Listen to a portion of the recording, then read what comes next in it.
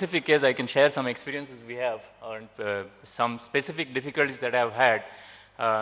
Most of our market is outside India, and our fab is also outside India. So when we will go to the operations part to scale and to go to mass production, specifically in this in the fabless semiconductor model, we have had multiple levels of difficulties. In fact, yeah, it would frustrate us quite often, and there would be enormous delays, and quite a few things have been against us. First of all, the FEMA regulation, the Foreign Exchange Management Act. If you want to go and produce mass production, you need to have the full wafer, and invariably you have to wire a lot of money outside India. And the FEMA wouldn't allow us to wire more than 400K outside India. So we have to go get RBI permission. So in fact, in our case, we had paid the initial advance. When we had to make the full payment, there was almost 4 weeks of delay to get the RBI permission. So that is something that was a big surprise for us, and that led to quite a few difficulties for us. So that's just one example.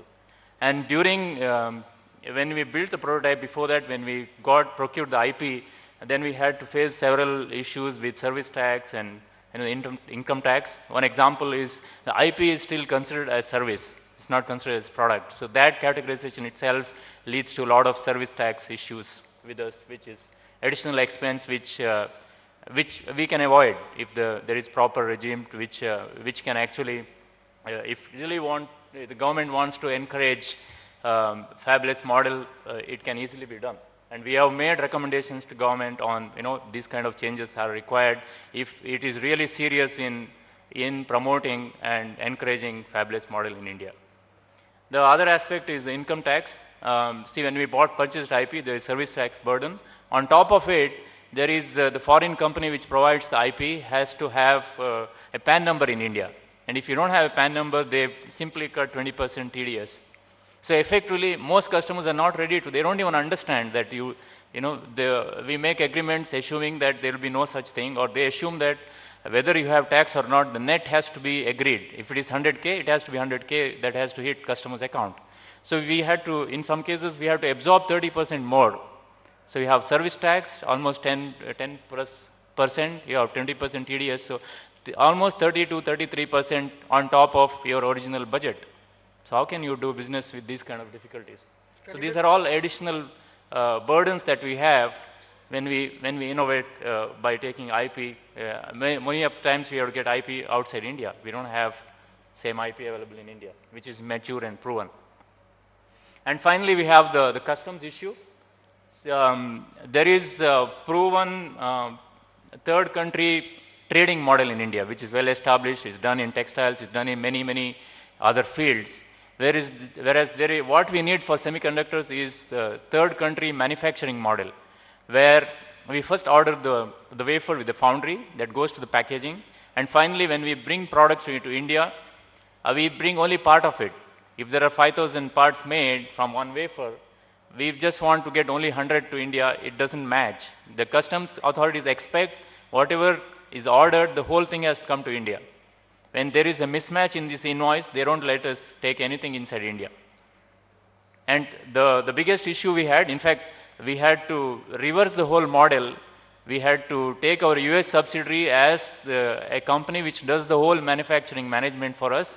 So in fact, when we took advice from the Big Four, they advised us, why are you even going through this trouble? Why don't you just reverse the model, make this a US or a Singapore company, and make the India as a services division? That's a well-proven model. So that's the kind of difficulty that we have today. And we have, of course, made recommendations to government and what are the changes that are required to enable this whole model in India. Thank you, Vishwa. Hope something will happen soon on your recommendations. Radha, you come from the systems space.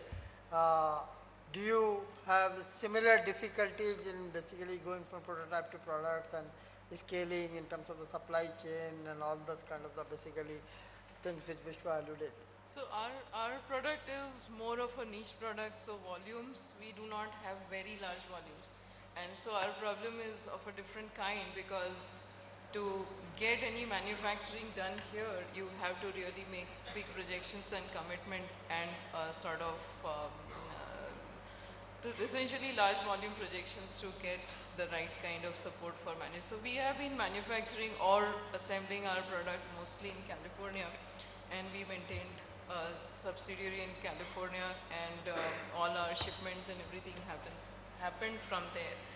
But last year we decided to just bite the bullet and bring all our inventory to India and start manufacturing or assembling our boxes in India. And we actually managed to do it in 3 months time frame. We went through all the custom issues, value of the entire inventory, bringing it to India, sending it to our assembly unit here in Bangalore and all. Interestingly, like the amount of difficulty that we had imagined, we really didn't go through that once all our processes were taken care of and all the paperwork was taken care of very well. And we have been able to roll out our first lot of 15 boxes now from here. And this was just a pilot done, and I think this process will carry on. Okay. Rohesh? All You right, have any experience in scaling to volume production, or more of the entrepreneurs only? All right, so in terms of scaling, which is what Dr. Gupta is talking about, it just how is it that you can actually take a product to scale right now? Now, unfortunately, my experience is not the same as the other members of the panel, because like I said, we typically work with very, very early stage companies, and in that what we have seen is the ecosystem that exists today for early stage startups in India is absolutely phenomenal. Today, for example, we've been having discussions with various different governments, including Switzerland, including Israel, including Malaysia, including Hong Kong. They're saying that, listen, we want to see, including Ireland of all places, they're saying that we want to see how is it we can take some of our entrepreneurs and bring them into India, because India seems to be offering a fairly good ecosystem as far as startups are concerned right now. And it is, it really makes me feel really good about this, because maybe about 15, 18 years ago, this ecosystem just did not exist.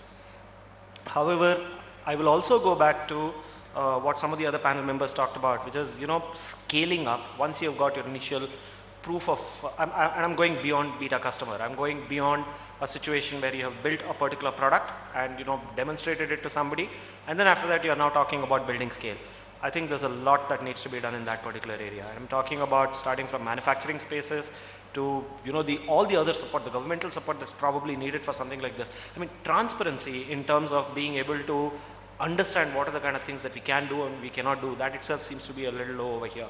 So for example, one of the companies that we're working with right now, of all things, they don't manufacture anything in the electronic space, but they manufacture something which is, I think, critical as far as a country like India is concerned.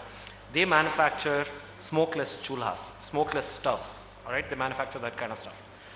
They've got the initial, the product base is there. They're working with, literally small homes spread across the country and that kind of stuff. One of the things that they were trying to get to drive down the cost, I mean, the amount of health impact that a smokeless stove has in a rural environment is significantly high. Okay, and these guys were able to bring in some serious product engineering into the product itself. They've worked with labs across in Berkeley and those kind of places to be able to get some of these designs vetted out from there and bring that kind of thing in.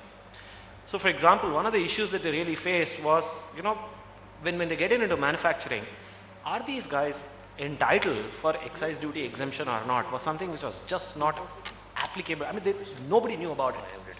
So these guys went pillar to post for almost about 3 months trying to figure out, should we pay excise duty or not? Until finally the advice that we gave them was, listen, just bite the bullet, slap on excise duty on top of this is whatever the percentage that they have over there. And if you don't have to pay excise duty, then it becomes something like a bonus as far as you guys are concerned. So that's what they're doing right now. So in terms of, the processes that are needed to be able to scale up something from a startup stage, like I said, is simple. I mean, there is enough ecosystem support that's available to be able to help startups really start up for that matter. But for startups to be able to scale up, yes, I think there's a lot of work that needs to be done in that particular area, not just from the government, but I'm also saying from the industry itself. We need to start looking at it from that perspective. Okay. So Radha, although you are doing basically moderate volume, but since you are in the system space, if there is a system level product which has to really go to high volume manufacturing and selling, based on your experience, what is the basically opportunity as well as the issues you see in that? It's a consumer product, let's say, but it's a system level product. I don't want to take usual Gisapita example of cell phone, so something the same. Yeah, issues will be like once we go to that scale, then we use so many components, and getting all the components and ability to source all of them at the same time, or maintain the right proportion of inventories and be able to get components as and when required. So we have to maintain significant inventories because So can I say basically supply chain and component warehousing is a big problem? warehousing is not a big problem, just maintaining the right balance so that you don't sink in a lot of capital in just maintaining all the inventory and take a lot of time to assemble and supply it.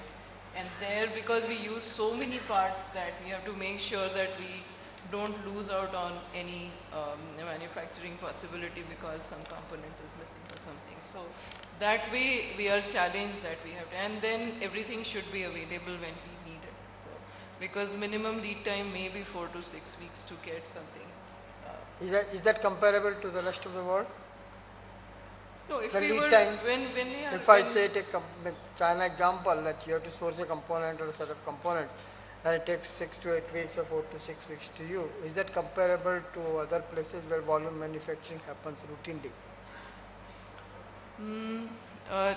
when we were in California, we didn't have that issue. There also it takes 2 weeks to get it. Here we also optimize on the currency related fluctuations and all those issues. So we also try to optimize to a great extent. But I can't say about in China, what happens in China, but from US to India, it takes time. It takes minimum 6 to 8 weeks of lead time, which would be 2 weeks if we were in California doing the assembly. And it makes a difference because then our system, once it comes out, we take a lot of time to test the whole system. It's a network security solution, so we have to do massive testing in our labs for simulating very high-end networks and doing that kind of testing. So we need another 6 weeks ourselves to test the system. And in consumer space, 4 weeks may be very long time, right? Basically, if there is a difference of 4 weeks, it Once will we get- have commitment to supply and we No, have... in your case it's okay, but if Yeah. I project is the consumer space, Yeah. right? 4 weeks is a very long lead time for that. Yeah. Anybody wants to comment on this, who has experience with the China supply chain? Jayesh, please.